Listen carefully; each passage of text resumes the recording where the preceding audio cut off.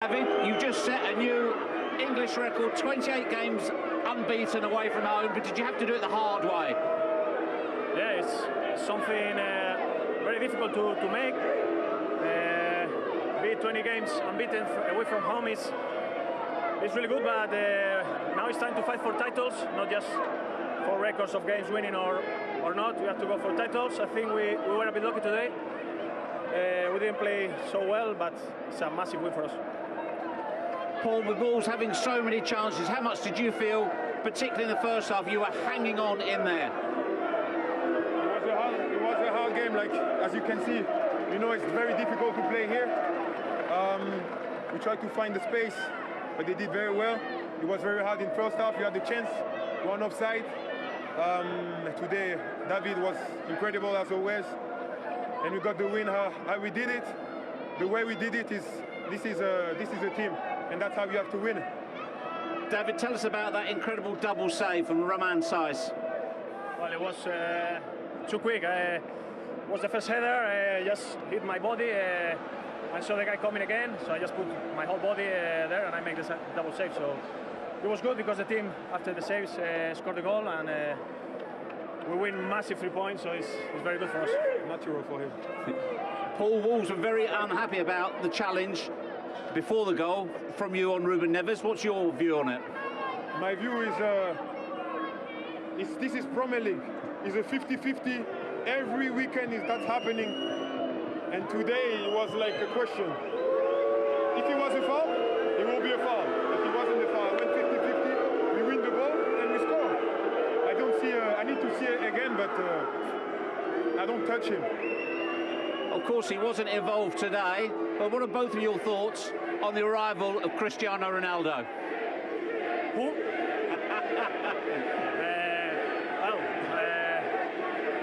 I think it's like a dream for all the Manchester United fans, for us to have him back. It's going to be great.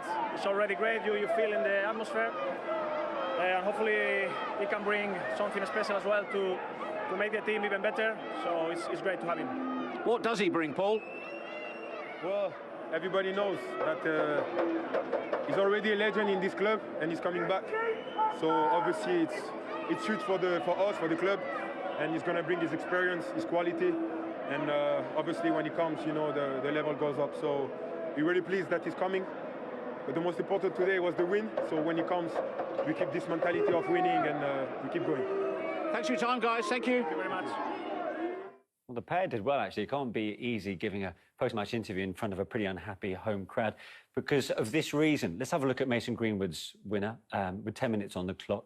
Was there a foul by Paul Pogba on Ruben Neves in the build-up? Yeah, for me, it's a foul. I think when Paul loses control of that, Neves nicks the ball. It was not a great angle. The rest is history. This is a superstar kid. You show him left, show him right. Doesn't matter where you show him, he's going to hit it clear. Look, watch Neves' pad. There's clear contact. Neves is willing to run on. Look, this is the perfect one. Look at him look up. Now, if that broke to Adama Traore, he would continue to run support. It didn't. It broke to... who was that? Whoever the centre-back from Man United, it broke to him, and he's nicked the ball. So Varane, yeah, so he just hits the floor. Yeah. He tries to buy the foul. I think last week, Man United played, and Bruno Fernandes gets brought down for the goal, the equalising goal at Southampton. I think you get them, and sometimes you don't get them. He wanted a foul. He was complaining to the referee when Jack Stevens knocked him over. They didn't get it. The equaliser for Southampton. I think you get them, some, you get others. That one, to me, today was a foul, but I think they get away with it. Yeah, I think you're spot on. I really do. I don't think it's a foul. I think it's a dangerous foul. You know, you think about that. So there's no grey area for you there? No, there's absolutely no chance. You look at the way Pogba's boot was. It was a bad first touch, and you've seen so many times in the Premier League when people have a bad touch, the instinct is to lunge for it. And look at his touch there. That is a dangerous position for a boot to be. Yeah. If he hasn't got a shin pad on, Tim, he's broke his leg. Look at that position of his boot. There. Yeah. Right. That's high. Yeah. That is a high position. How VAR have not pulled that back and said that's not a goal is a disgraceful decision, because that is a dangerous to tackle. OK, let's speak to Dermot Gallagher, former Premier League referee in the match centre. Dermot, always good to see you. Having seen that a second time just then, Dermot, it looks like Paul Pogba's off the ground.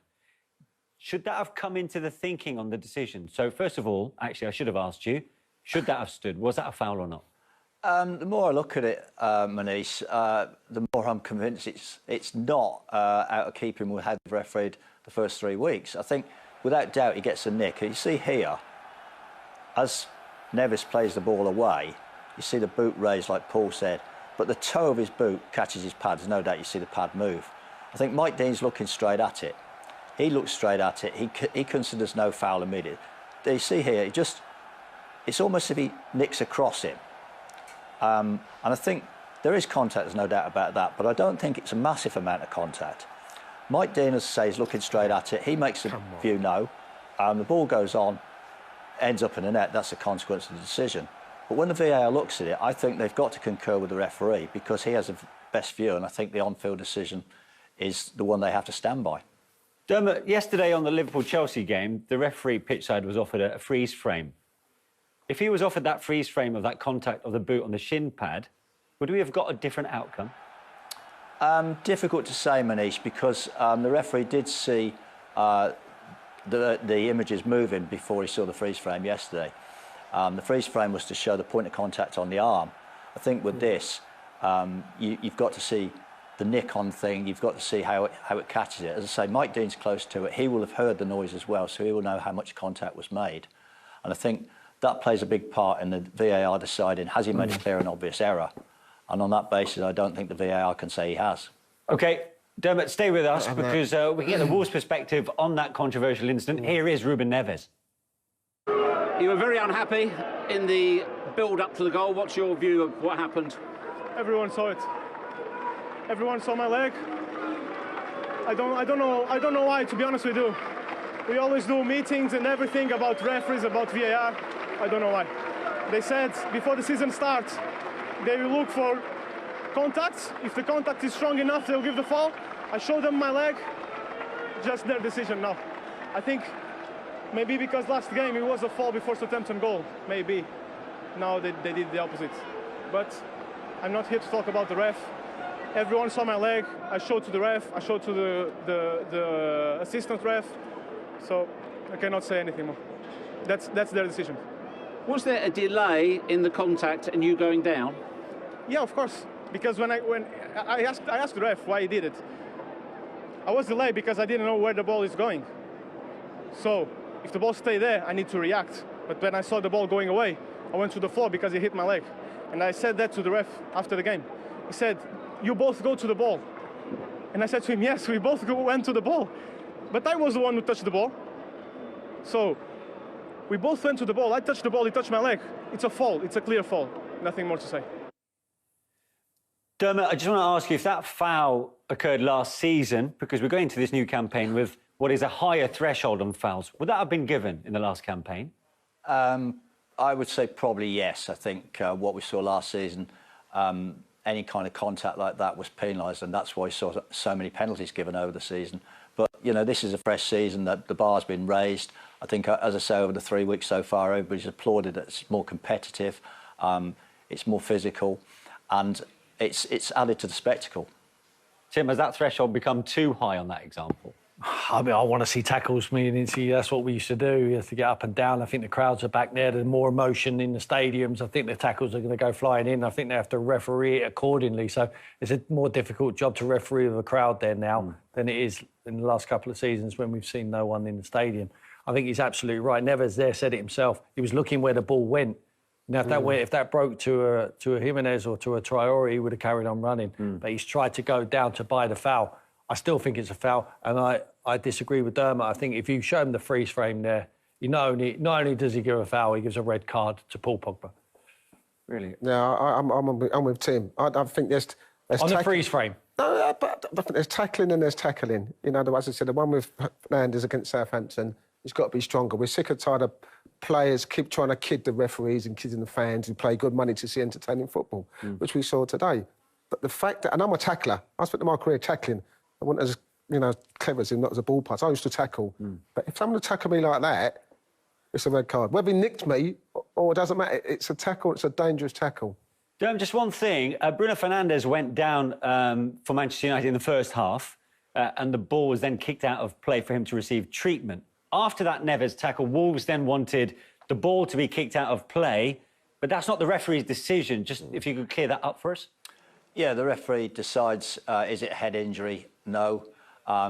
Is there a real serious injury? Again, he decides no. What happened, I think Semedo, because he's an international teammate of Fernandes, felt he was going to kick it out for him. Manchester United, as you say, weren't duty-bound to do the same and didn't. So, Dermot, can I ask you a question? Sure. If you'd have seen that freeze phase and you were refereeing that game, would you have disallowed the goal? As I said earlier, Paul, difficult to say because I think the freeze frame doesn't always tell how much contact there is. You know, it's like if I put my hand on your back, you can't tell me how, in a freeze frame picture, you can't tell me how much pressure's going on. I think if you look where Mike Dean is, he's looking. Yeah. Not only does he see where that boot strikes the pad, if you like, but he knows how much contact there is. He can hear that as well, so he can tell on that if it's minimal contact, and I think that's what he felt. Yeah. Dermot, I agree with you, but why, if you're saying that, why do they show him a freeze frame then?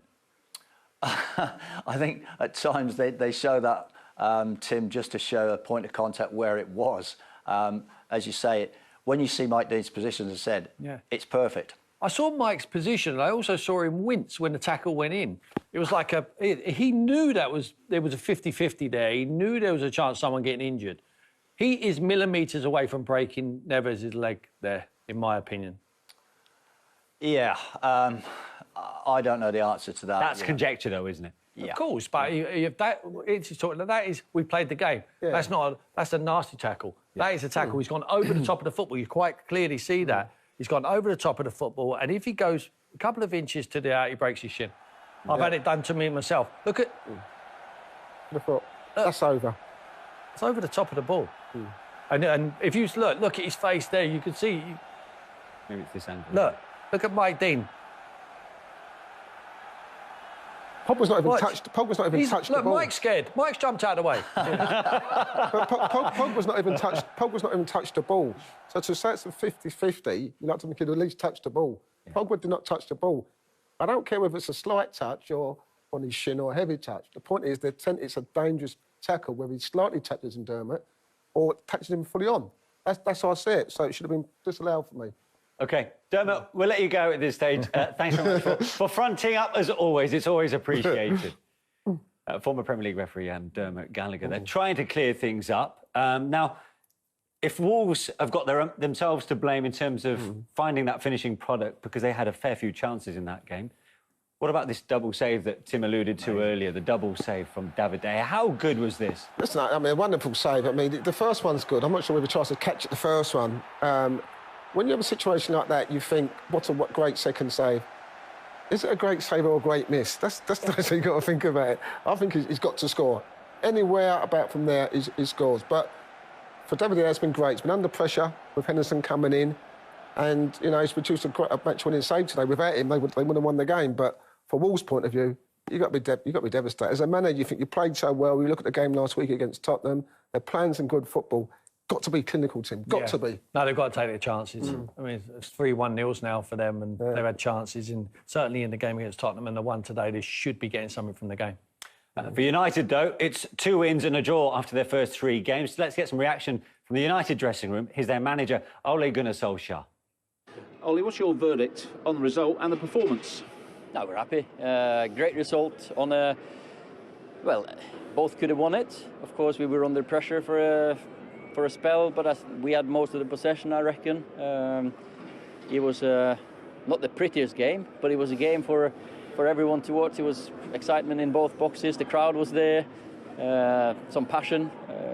So finally, we've got our game back. Were you fortunate they didn't take their chances because they were superior in that department, particularly in the first half? Yeah, well, they had maybe a little bit more than us. We didn't create too much today, but then we've got a good goalkeeper as well. You know, David's found this determination, desire. He's come back with loads of energy, and you can see that in him, in the work he's doing every single day. And the second save from that corner is special. That's not just hit him. That's reaction, and he's had a strong arm to it. You were deep in conversation with Michael Carrick during lots of the game. Yeah. What were you concerned about? Was it the balance of the side? Yeah, you know, we want to... Naturally, we want to go attacking. But when you got a player like Traore, you'd be stupid to leave him too much space, and sometimes we did. We all went forward, forgetting that there's a boy there or a man who can run 70 yards with the ball, and they did create chances through it. What are your thoughts on the goal? Obviously, Wolves very unhappy. You had the benefit of the referee's decision this week. What did you make of it? Of course, this week I'm happy. It's that's just a nature of being a manager. Last week we were told they want to keep the game flowing. Today they kept the game flowing, and I think it was a fair challenge. You'd complained previously about rugby-style tactics. Yeah. No, I didn't say that. I didn't say. I said we've got to be careful not making a basketball game that we had last year. It was blow and everyone could fall over, and it's a free kick. And now make sure we don't get it into rugby, because we have to look after the players. I thought the refereeing has been good over the 3 weeks. I watched a match of the day. You watch some of the full games. And they've been told to keep it more lenient and keep the game flowing. So when it goes against you, you'll moan just for a little bit and then you move on. When it goes for you, you're happy and you don't want to talk about it too much. Mason Greenwood, that's 3 and 3 now. Left out of the England squad. Gareth Southgate saying perhaps better if he stays at Manchester United to develop more. The boy's special, and should he be in the England squad, though? I've had a good conversation with Gareth, and we discussed Mason, of course, and all the other players, but Mason's one that we both can see be a top player for Man United and England. The boy, of course, he wants to play for his country, but I think at the moment the best for him is to just focus on his everyday football, and I'm sure he'll come good for England in the end. We started the day talking about Cristiano Ronaldo. Yeah, and we'll finish talking about him. in your acquisition of him, yep. Just one more from me. Primarily, what position do you see? I know he can obviously play in a number of positions, but primarily what position do you see him fulfilling with you? Cristiano is evolved as a player. Of course, he used to play wide right, wide left, up front. He's more of a centre forward for me at the moment. Yeah, definitely. But there'll be games that we play with 2 up front and 3 up front, but I want him in the box. I want him scoring goals. And just how did the deal come about? Well, that's football for you. Sometimes it happens. You know, we've always been watching Cristiano. The one day he was going to move, we'd be interested.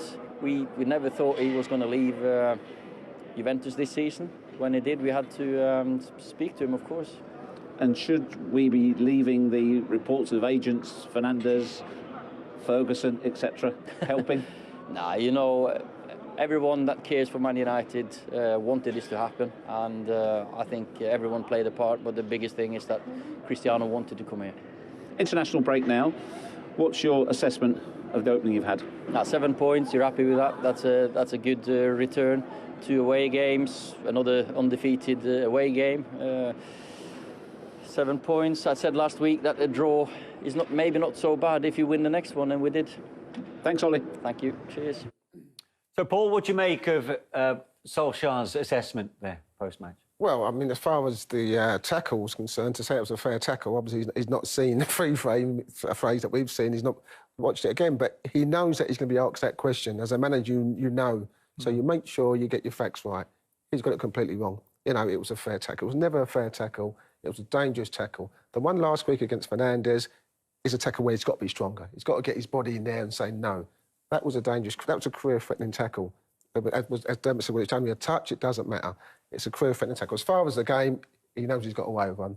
He does. He said he's got a new goalkeeper in David. Yeah. You know, I'll be interested to see what happens when Henderson comes back, what he does then. He's got away with it. He's got a serious decision to make on that front. He has. And I think, you know, listen, the Southampton game, they got lucky last week. Again, you know, they've got lucky today. Shouldn't come away with 3 points, but they have. And the best teams sometimes have to play bad and get lucky. That's the way it's always been. But he's got to make a decision when Henderson comes back. In fact, Varane was excellent today, you know, not just from the way he played. It's his first game, his leadership, his organisation, as Tim said, doing the right things.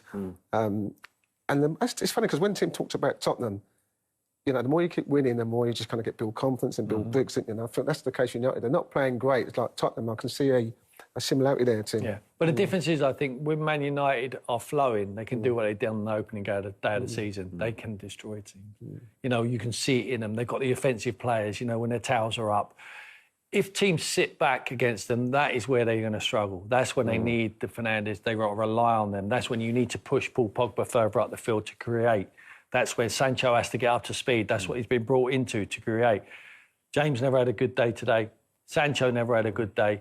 Ole needs to find out. He's the manager. He needs to play the right players